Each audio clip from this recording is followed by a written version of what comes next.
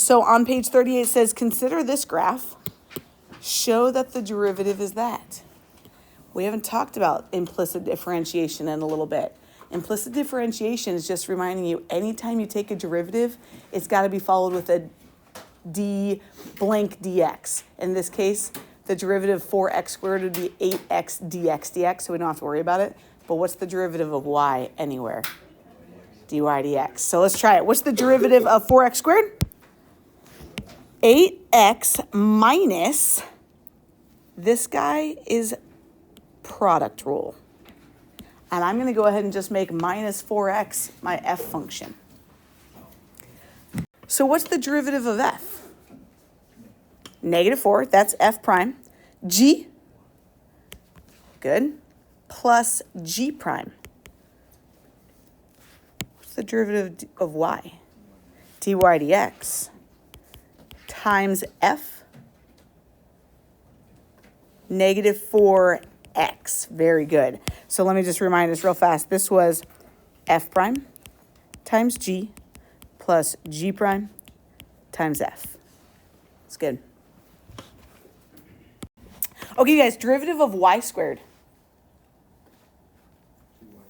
2y dy dx, well said. And then derivative of 8x. 8 derivative of 12. Good. So now we've done the hard work, you guys. We just need to go get dy dx by itself. Oh, and we got 2 of them. So let's get everything else on the other side. Let's move over that 8x. Let's move over that negative 4y. Let's, I guess there's, oh, and that 8. So I would have negative 4x, bless you, dy dx, and a 2y dy dx. I left my dy dx terms on this side. And I'm going to move everything else over.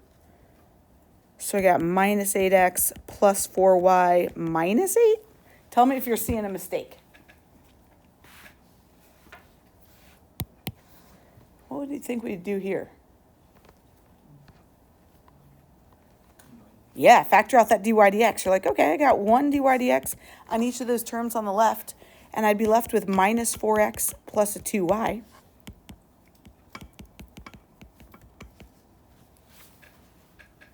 And we want to get what they had.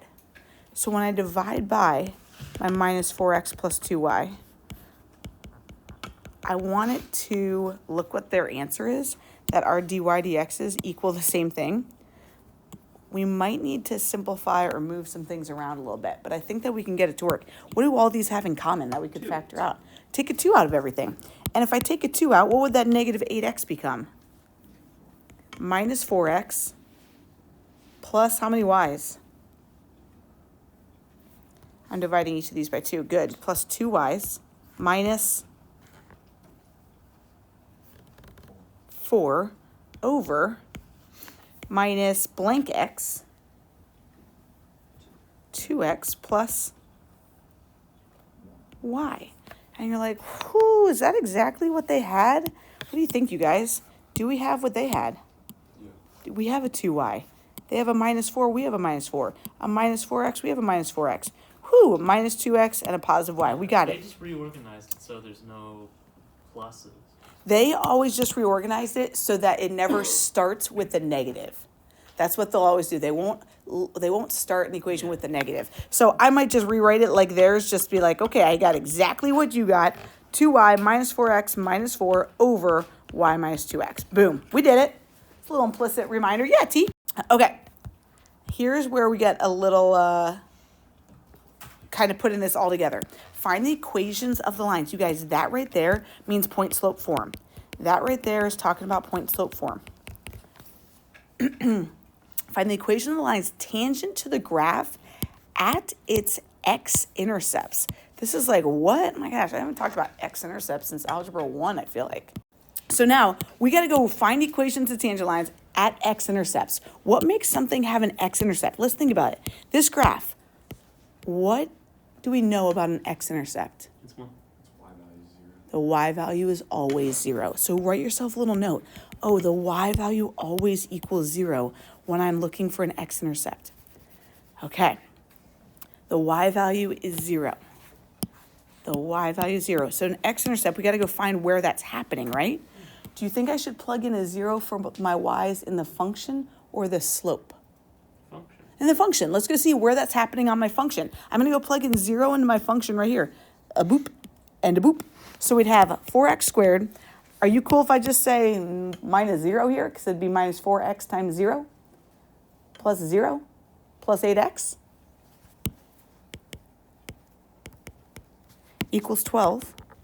Any ideas what we'd have to do here to find these x-intercepts? Well, first divide by 4. We could factor that 4 out. Okay, I'm fine with that. We could factor that 4 out. What's left? And subtract 12 to get something we can owe to. Yeah, exactly. So that 12 would become a 6, right? Yeah. And then you move that 6 over? Well, if you divide by 3. Oh, golly, guys. God, how embarrassing. Minus 3, thank you. That's what I get. Oh, my Lanta, oh, my gosh. Thank you. So, I can't be skipping steps. I got to show what does getting 4 out of there look like. Equals, okay, okay. Oh, my gosh. I'm going to subtract that 12 over, and then it'd be minus 3. Is that right? Whew. And then I really can drop that 4 as Cooper did because 4 is never going to equal 0. But man, that messed me up by trying to do that in my head. Anyone else? Anyone else? Just me? Okay. What does this toot to be? Did I do it right? Coop, did I at least set this up right? Yes. Okay, phew. What multiplies to be negative 3 adds to be 2? 1 and 2. 3 negative. Oh, yeah. 3 and negative 1? 3 and negative 1? It's okay, guys. I just factored out a 4 incorrectly. Don't be hard on yourselves. So we got a 3 and a negative 1? Yeah. Is that right? I dig. Okay, where are my x-intercepts? That x equals? Negative 3 and 1. Negative 3 and 1 are my 2 x-intercepts. It says find the equation of the lines. Apparently there's 2 lines because there's 2 x values. I'm cool with that.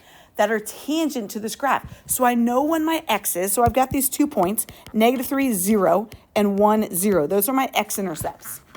Can we go write the equation of the tangent lines? Well, in order to write the equation of the tangent lines, I need a point, got a point, and I need a slope. Do we know what the slope is? What about y? Well, my y was 0, right? Because we plugged in 0 to get that. Well, no, but what about y1? Oh, yeah, that's what we're going to put a 0 in. Oh. Yep. They gave us our slope, right? Our dy dx. So could we go plug in? I'm going to say, all right, what is my dy dx, to your point, Cooper, at the point negative 3, 0, and my dy dx, I got to do it for both points, at 1, 0, right? All right, whoo-wee. Let's see if we can do some mental math on our own. What are you getting for that slope when you plug in a negative 3, 0? 1 second. 8 over. Anyone get 8 over 6 for the first one? Because I could be wrong. Yeah? Okay.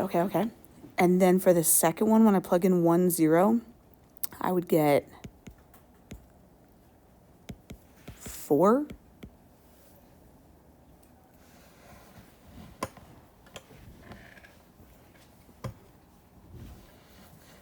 I just plugged in 1, 0, and negative 3, 0, and I got 2 different slopes. Are we down with that? Did I do those right? Yeah. Bob's point, he's like, all right, they said write the equation of the tangent lines. I can do that. The first point is negative 3, 0, and that's its slope. So I'm going to say y minus 0, or y equals, you don't have to write minus 0. My slope, 4/3, x plus 3. That's one equation of a tangent line. And then the second one, I'd say y minus 0, or just y equals my slope of 4 times x minus 1. Those are my 2 tangent lines. Let's try this guy. Write the equations of vertical tangent lines. What makes something vertical when it's what is 0? When it's denominator 0, meaning that the slope is undefined, right? A vertical tangent line, do you think this graph is going to have a vertical tangent line anywhere? Vertical tangent. I'm going to write myself a reminder that vertical is like vux and my slope is undefined. And just like you said, Ritzy, that just means the denominator of the slope is 0.